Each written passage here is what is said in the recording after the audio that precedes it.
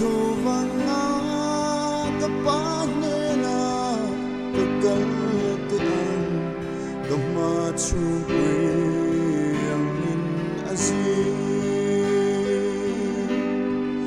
mangai tudang kamulava kuvela ya kapalucu kaduramo sualin bosan ila atrat the joy ngai lo in chira the sole chuana zar the sole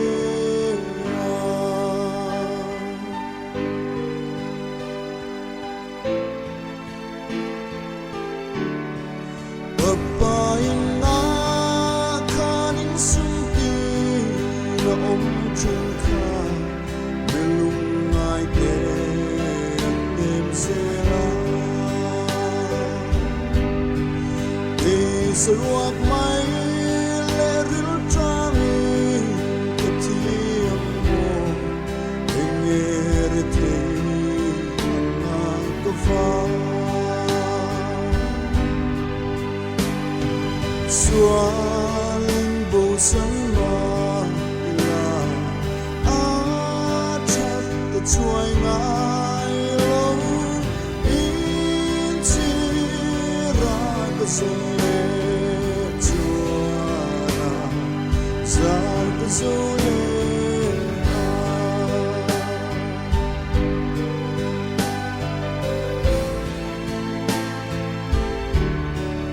Uanena katsin lai ka avan duame Kofel moina Yesun zong zong Dahan bel siang kapain tu Joy tree, joy to that lonely.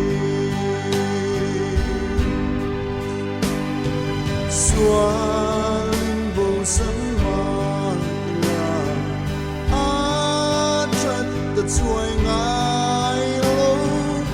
itira gazole joana, zar gazole.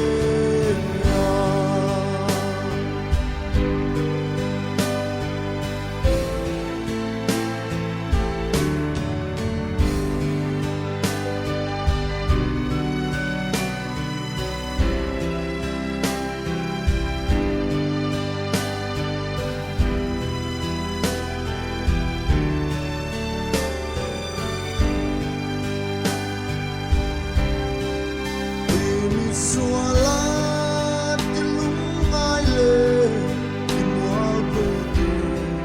katan pun napalsuani